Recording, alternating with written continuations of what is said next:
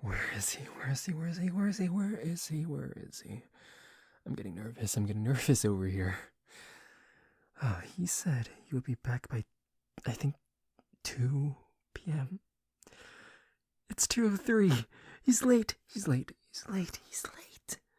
Oh gosh. Where is he? Is he okay? What if he got ran over? Whoa. What if he got killed? What if he got kidnapped? He got kidnapped. He's either dead or got kidnapped. That has to be the reason. Should I call 911? Should I? Where's my phone? Should Oh no. But what if my small act of just delaying kills him? What if he's fine? Oh, damn those documentaries. I hate how sometimes they're like, oh, if this person only called 911 just a couple minutes earlier, they would be alive. Oh, what if this is that situation? Oh, well, I mean, what are the chances? What are the actual chances of him being kidnapped? Okay. Let's not think. Let's not think about kidnapping yet or death. Maybe he's just, late. There could be traffic on the road. I mean, it is too, so some people may be coming home from work. What else? Think, what else? He could. He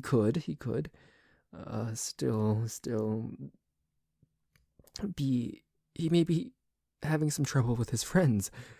And he had to stay for a bit. I hate this. Yeah, I have to call him. Where is it? No, I can't do that. How many times have I called him already? 1, 2, 3, 4, 5, 6 times. 6 times. Oh, 6 times, and he left at 9:30 a.m. Oh, and I made those calls. Around, I think, 1:40 something or 1:30. I don't remember. Oh, I hope he's okay. He should be. The last time I called him was at 1:55. So I think he should be okay. He should be fine. just take a deep breath. He's fine. Your love is fine. Everything is going to be okay. He's not kidnapped. He is not dead. He is not injured, hopefully. He is not in a car crash. He hasn't gotten run over. He's not in the hospital. His friends did not betray him and kidnap him as well. Just think about the possibilities, the genuine possibilities. A, he could be late because of traffic. Like I said, it's that time when people come home from work. 2, he could be facing some friend problems. Like maybe there's something going on. His friends might be late on something. 3, he does sometimes eat lunch a bit late. So maybe he's just finishing up lunch or on his way home right now. 4, think positively. He could be buying me something. Yes, that could be the reason. Oh, and I'm here talking to myself. How long I've been talking to myself? Oh gosh, I've almost been talking to myself for about almost 4 minutes. Oh, I'm not a schizophrenic. I swear I'm not. I'm just really, really worried. I think it's justified. It's very justified. I mean, it's okay to be worried about your boyfriend. Oh, what if... Oh, you scared the... Oh my gosh, babe. You scared the hell out of me. Everything's fine.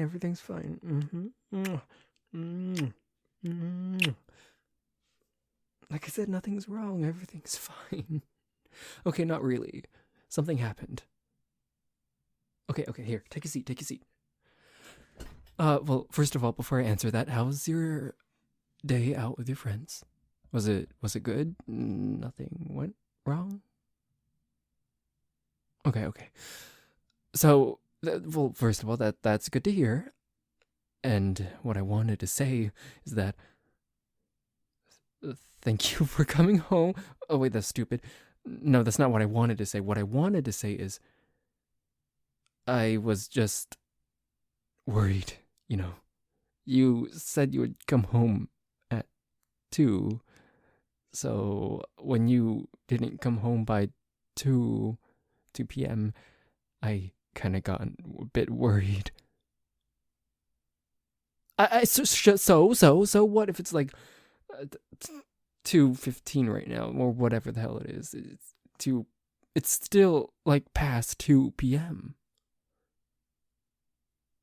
No, no, you didn't say that. You said you'll be home by 2, right? You didn't say, oh, I might. No, you said by, right? No, hold on. No. You said by 2, not might. I ain't gaslighting you. You said. No, it's not like I. The reason why I wanted you home early is because that's the reason. You said bye. You know what? Whatever.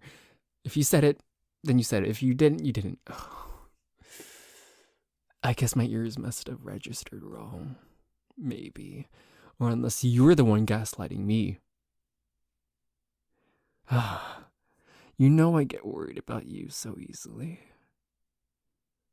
Yeah, I know, you'll be fine. Nothing would happen, and if something did, you just call 911. I know. I know you're smart, intelligent, kinda.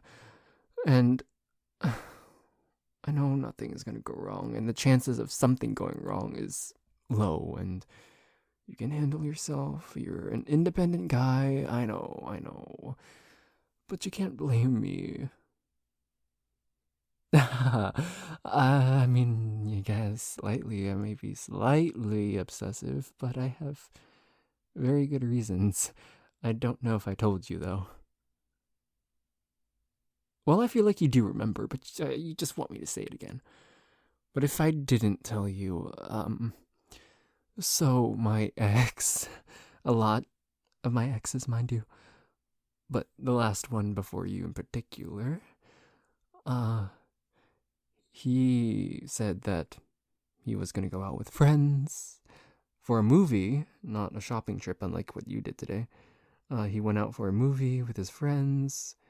He said he'll be home by, I think, 7:30 p.m. And he said the word by. That is what I can remember. He said by, not might or whatever. He said by 7:30 p.m. Okay, 7:30 p.m. That time rolls around. He didn't come home, so I slightly gotten worried. I didn't call him 6 times prior, unlike what I did to you. But yeah, he didn't come home by 7:30 p.m. So I was like, okay, well, maybe it's just traffic, or if not traffic, maybe he's about to leave, or he's getting gas, or picking up food or something, dropping off his friends. Then 7:40 came by. I was starting to panic a little bit, but I kept it to myself. I kept it to myself. I still was trying to believe that maybe he was still dropping off his friends or getting food, gas, etc. Then 7:50, 7:55, then 8. I think the moment when it hit around 8:15, 8:20-ish, I called him. He didn't pick up. It just went straight to voicemail. I guess he didn't put his phone on, turn off his do not disturb and silence. So it just went straight to voicemail. I was like, okay, I guess that was, maybe that's the reason. He forgot. But then 9 p.m. rolled around. I was in bed by then, not sleeping because sleep schedule is terrible still. Then and still. Then called him. It went through. I asked him if he was all right, if everything's okay.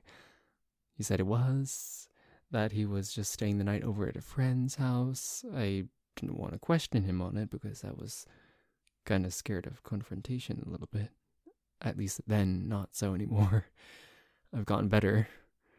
But, yeah, I didn't think much of it. I was like, okay, sure, stay over at your friend's house or something, I don't care. So I just went to bed that night without thinking much. I woke up, of course. I'm not dead. I woke up. I found that a lot of his things were missing from our room. He did leave a note. Apparently he did come back. It said something along the lines of, I'm going to paraphrase, I didn't know how to explain it to you in person or over call, but I don't think that this relationship is going to work out anymore. I said that I was going to hang out with my friends, but in reality, it was, to cheat. So they did went to the movies, but that sleepover thing, yeah, they were not doing innocent stuff over there. How much of a coward does one have to be to cheat on a partner, but yet not have the guts to, break up with them in person, or at least over phone? It's cowardly. They have the guts to do something like that, but yet not to say a couple of words. I don't get what goes through their minds, those type of people who cheat first then break up second. It's usually under the guise of, oh, I don't know how to say it to my partner, or I don't want to hurt them. But do they not think that cheating on them would hurt more than breaking up? Of course, breaking up will hurt, especially if you believe that there was no just cause for that breakup. Sorry, I just starting to get slightly emotional. But like I was saying, just cause.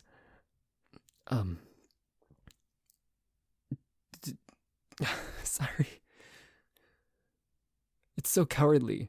Break up, and then you can go to the next person you find. But cheat, then break up? Do they really think that's not going to hurt more? Breaking up hurts already. But cheating, then breaking up? I believe he thought he was doing the right thing. I believe he thought he was being a gentleman by at least sending me a note. That man is a dirty coward. I never spoke to him since, and ever since then I was a bit paranoid. To put it very lightly, a bit paranoid. So, if you're wondering, and you most likely were, on why I tend to be slightly obsessive over you, and highly protective, is because of that, and also my past exes. I would mention their stories, but it's not overly dramatic, but yet it had a fair amount of betrayals as well.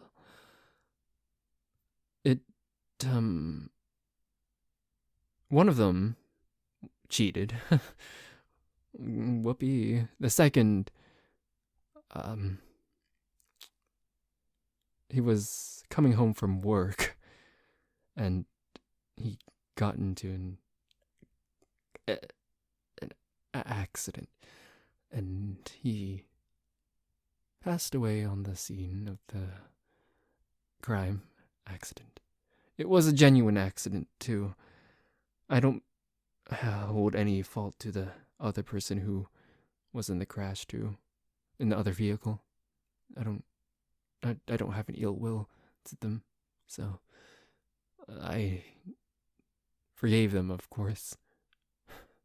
It was a broken light issue. One light was green, and then the other light was green too, it wasn't red. So both of them, believed they were in the right, and Of course, green light means go, so it's not their fault. It was on a highway. Well, not on a highway. No, yeah, sorry. He was coming off of a highway and then into an intersection. And then that was where it happened. So, if you're wondering why during one of those 6 calls that I made before 2 p.m., I was asking, are you on the road? Are you doing okay? Is everything fine on the road? Yeah, that's pretty much where that stems from. I've never had a really good track record with relationships, I guess. I've only dated 4 people. The first one, I'll just say how I broke up with all of them. I went this far already. The first one was a mutual breakup. We both agreed, yeah, okay, this isn't working. We're still friends, so you know that one. The second one, once again, it was another mutual breakup, so no hard feelings over that one. The third one, that one was the car accident. And the fourth one is the one I told you about. The one where he couldn't even bring himself to break up with me before taking a new partner instead, just cheating on me. I'm really sorry. I don't really like venting, but it does show at least how much I trust you, right? I don't mean to turn you into my therapist, so once again, I apologize for venting like this. I didn't even ask, like, is it okay if I could vent? I just went straight for it. Well, yeah, okay, yeah, you didn't stop me, but some people are just too nervous to stop people when they're venting like that. Like, how screwed up would it be if a person was like venting and and I'm just like, okay, that's enough. Nope. I mean, okay, sure, it's not exactly disrespectful if you say it in a respectful way, like, oh, I'm really sorry that happened to you, but I must admit I am not in the exact mental state to hear someone's venting right now. I'm not in the mood because I have something going on and stuff like that. So it's not disrespectful, but I don't like putting my problems onto other people. I like hearing and fixing other people's problems, not other people listening into mine. Yeah, you're my boyfriend, but okay, true. Yeah, yeah. We were supposed to be for each other. Since I'm already venting this much, I guess I should state another fear. It kind of stems back from the third breakup, the one with the car accident. I've just been fearing that, with that day, that something might happen, that another one will be taken away from me. The first one, second one, the third one, the fourth one, and I really don't want you to be the fifth one. I know we've never had any big arguments, and even then, if it does happen, a proper relationship will be able to go over that hurdle. And yes, we have had our fair share of arguments. We've always gone through them. And there's no indicator that something will happen. But I really don't want you to be taken away from me. I don't want to lose you. I really don't. You're mine to cherish, to love, to please and pleasure in all ways. And the thought of you being taken away from me, whether that be a breakup or death, it really does hurt me. I don't want to lose another one, especially as someone so precious as yourself. You truly are one of a kind. And I know every human is unique and one of a kind. But you've been the most understanding of them all. The most loving, caring, kind. If I lost you, I honestly wouldn't know what to do do with myself. I'm slightly choking up just trying to even say something like that. Even give an idea like that just chokes me up a little bit. You should be choking on me, not me choking up on emotions. Sorry, did I ruin the moment? I feel like I had to drop something in there, something lighthearted to lighten the mood. I do love you. I really do. And I don't want you to leave me. I also don't want this to sound like a guilt trip. If you ever do feel like you aren't ready for this relationship, or continuing it, I should say, then feel free to bring it up with me and we can talk about it. So please don't treat this as me trying to guilt trip you. I'm really not. Goodness, I'm so paranoid, am I? I love you. Say that again. It rolls off your tongue so perfectly. Say that you love me again. I love you too, my love.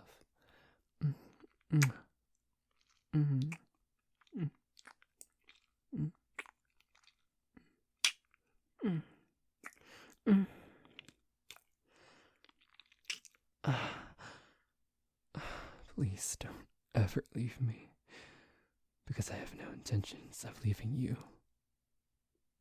So, that was that audio. Yeah, it kind of turned a bit angst. Is that even the right way of using that word? Hold on, gotta ask Siri. Actually, no, I'm not. I'm just gonna Google it. I already know what Siri's gonna do. What does the word angst mean? Ah, yes, yeah. Hold on. Yeah, okay, I got it right. A noun, a feeling of deep anxiety or dread, typically an unfocused one about the human condition or the state of the world in general. So, yes, I used the word correctly, angst. It turned very angst. I don't know why I always thought that word sounded like NSFW, but it's not. So I guess I can put that in the thumbnail. Not the thumbnail, the title. It wasn't meant to be like that, but it did. The vibe of the beginning obviously gave off more lighthearted tone, because that was what it was meant to be. And then it went darker, it became more angst, reverse comfort, and this is what we ended up with. I guess it is a refreshing thing because a fair amount of my audios, especially the last, I believe, 3, are just joke audios. I tend to do a lot of comedy audios for those who are new here. Yeah, I do a lot of joke audios and comedy. Nothing serious, unlike this one. Sometimes I do, like this. And with that, I really do hope you enjoy something like this. If you did, then please do like, comment, subscribe, and share. Yeah, share, please. Because all the help will be necessary and grateful. Yes, all the help will be very necessary, and I'll be very grateful. And also, please comment, because that helps too. With that being said, thank you all for listening. I'll see you all in the next audio. Bye-bye! Wonder what the next audio is going to be.